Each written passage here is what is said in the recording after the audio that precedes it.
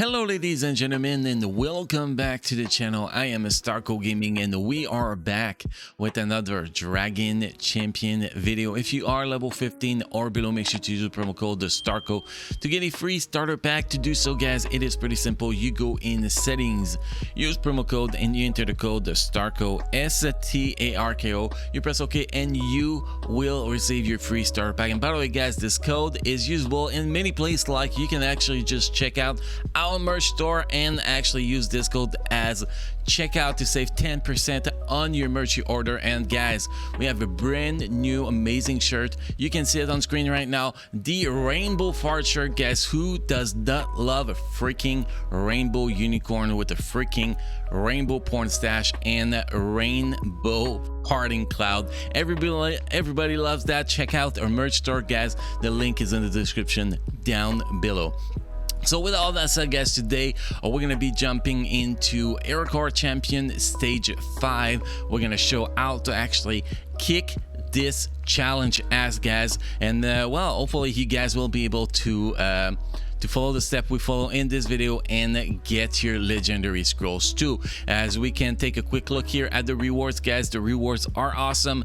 25 legendary scrolls, which is outstanding. So guys, this is definitely something you want to be achieving as soon as possible. So Erochar'S Champion, you actually need demon characters. You can barely see the demon word, so we're gonna take a look at the demon team we're actually gonna be using now to try to replicate as much as possible as the roster I currently have on my main account, guys, which is about 140,000 power. I went with the weird builds on my demon team. The only thing that will falsify the data that you know, the team looks higher power than she'll actually be is because Zentera, I cannot downgrade her skill. So she's already at skill 7, 8, 7, 7.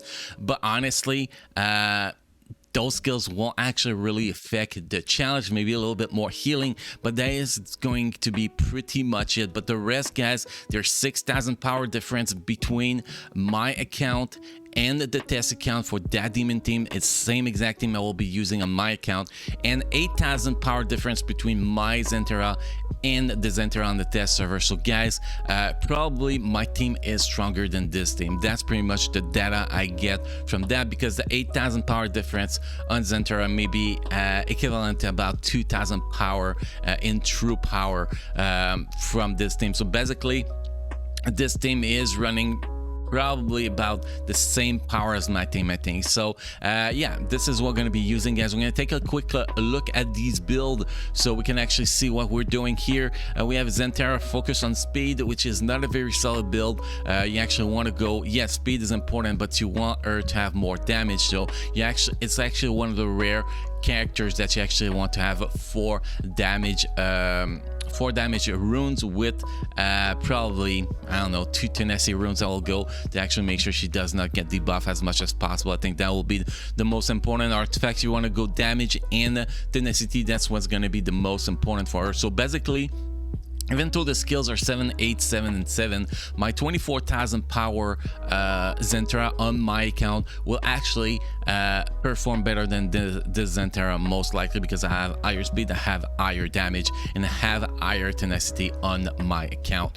So this is the first characters. The second characters is buff. Again, this buff is slower than my buff, about the same potency. My critical chance is higher on my account, so both similar buff, but I think mine is slightly better. But still, guys, this is a pretty basic buff. It's, I think, around 31,000 is pretty much where everybody buff is around. By the time I actually do this event on my account, I might actually be gear 12 on my account, but I left this one below gear 12 just for testing purpose here. Then the third character is going to be using is Shadow. Shadow is actually going to be our leadership. Shadow is set up at 28,000 power. We can see that he's highly focused on speed and the potency, and on my account, that's another character that is actually faster on my account and has better potency on my account. So my account will actually probably do better than this account on this event, to be honest. Kiri, we have Kiri at 27,000 power. Kiri is actually the best demon I have on my account. Kiri is actually gear 12 fully set up. The only difference here is that a little bit more tenacity than on my account, but a lot less speed. I think I'm over 180 speed on my account and still over 120% tenacity. So that is for Kiri. And then the last one, we have a Radash. I do have 7-star Radash on my account. We have a gear 11 +1, the same way as on my account. We have full potency, about the same amount of potency and speed that I have on my account. Those were actually very similar build. If I check on the other screen real fast, my Radash on my account is 25,366 power, and on this account is 26,156. So there is not much difference of power. So basically this team is about 146,000 power that we're actually running with here.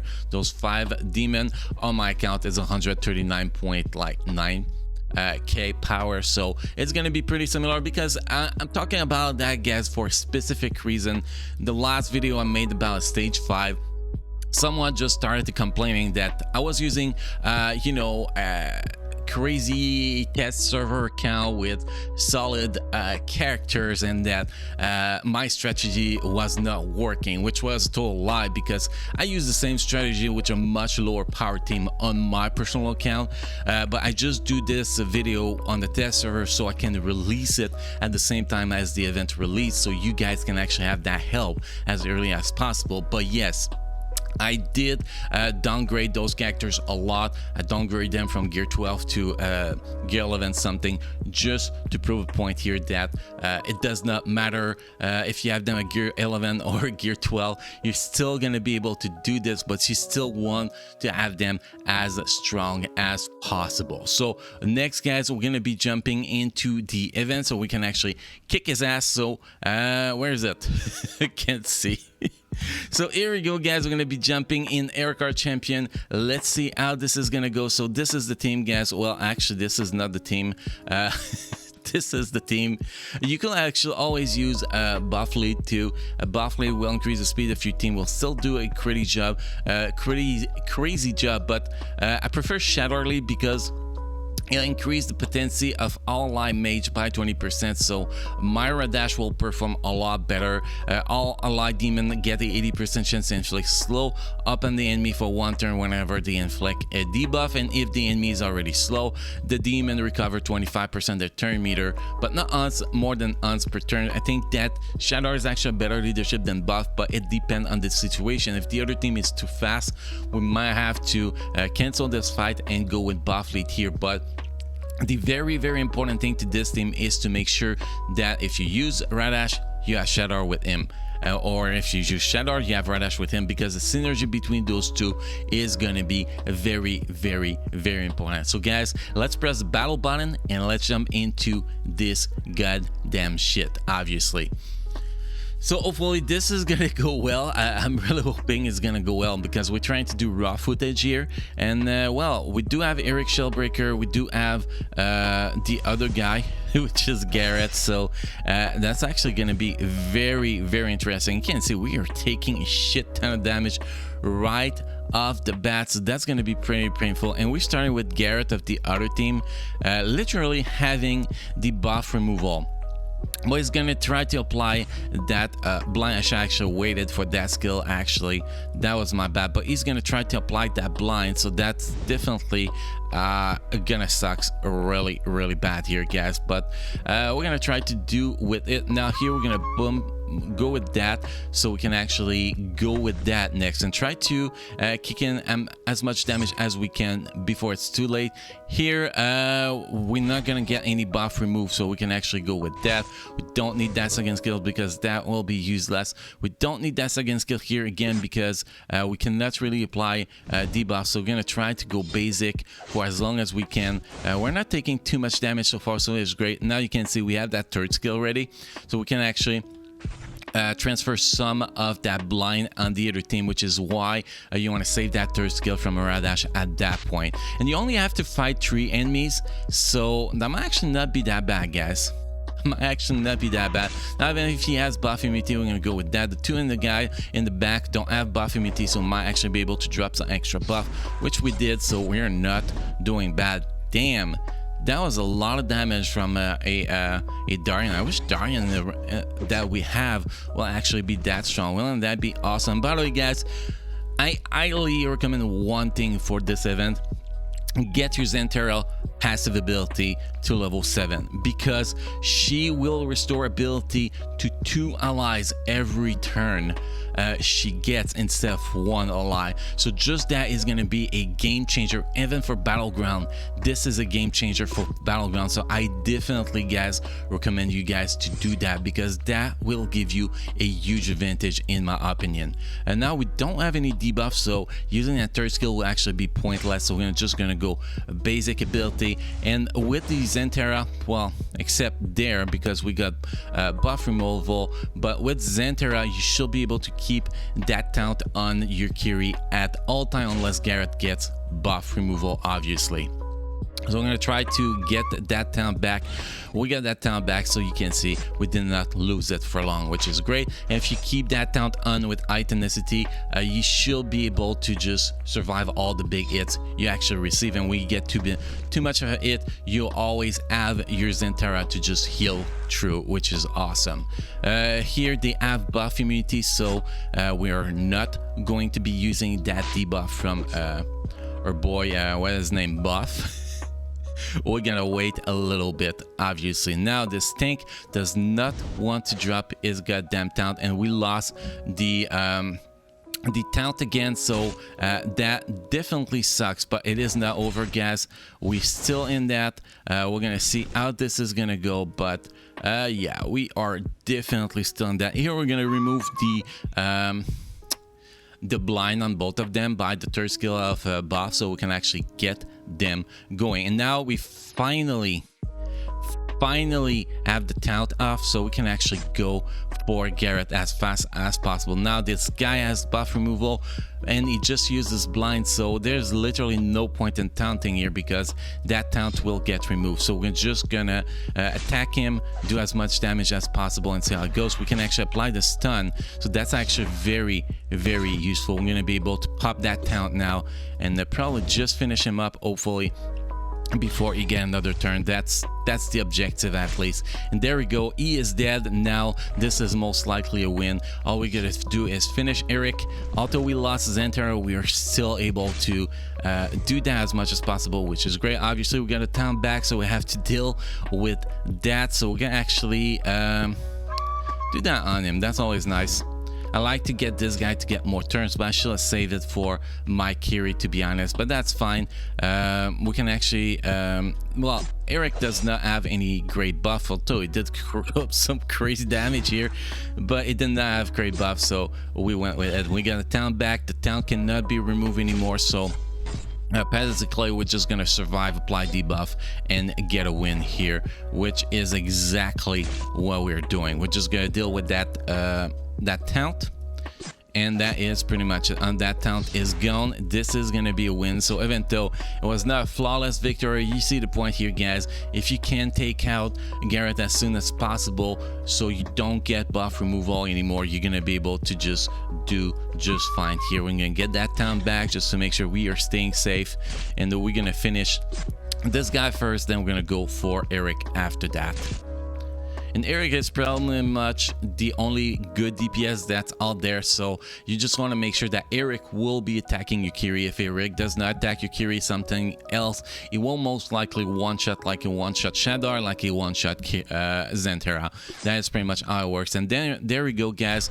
We get the win easy. That was my first attack on this fight, and this is very simple. Destroy Garrett as soon as you get a chance. And then after that, go with whatever is available. If there's a taunt up, kill Darian. If there's no taunt up, kill Eric Shieldbreaker, because Garrett is going to be the most annoying with his blind. AoE blind is going to be applying his buff removal, and all his other debuff he can actually pop. This is going to be way more annoying than the debuff immunity that Eric can actually apply. And that is pretty much it, guys. That was done with the 146,000 team. Most people have a demon team over 150,000 power, so well, most people, most top players, so this actually should be a pretty easy event for most. But yes, guys, The only ability I recommend you to get to level 7, if it's just for Zentera, which is going to be a game changer, which actually I'm going to be doing on my main account, guys, is to get that that passive to level 7. +1 ally receive ability cooldown restoration. That is just outstanding. Look at that. Zentera restore one turn to a random ability at the start of a turn, and then restore 1 turn to a 2 random allies random ability, which is just, I think that is actually one of the best passive in the game, to be honest, because that pretty much that will guarantee that you get skill that you're not supposed to be getting all along the fight until she actually died, which actually make things harder once she die. So as long as she's staying alive and she can actually get you your team those turn cooldown, the reduction on 2 abilities per turn, that's just gonna make, like, that's gonna keep your count on Curie as much as possible and stuff like that. Bring your second skill or third skill on buff up more often, your third skill up on shadow more often, your third skill up on Rendash more often. You see the pattern here, guys. This is gonna be so game changer. So get Zentera ability to level 7 and just destroy this event, which is actually a lot easier than I expected, guys. Anyway, guys, that was pretty much all we had for this video. Hopefully this video will help you in achieve your objective of getting those legendary scroll. Hopefully you guys enjoy the content. Don't forget to subscribe to the channel and check the bell for all the best Dragon Champion content on YouTube. And also, guys, don't forget to drop a like on this video. It helps the channel grow and makes me feel so good when you guys do. Anyway, guys, thank you for watching. You all keep enjoying playing Dragon Champion, and I will see you guys again in the next video. Thank you.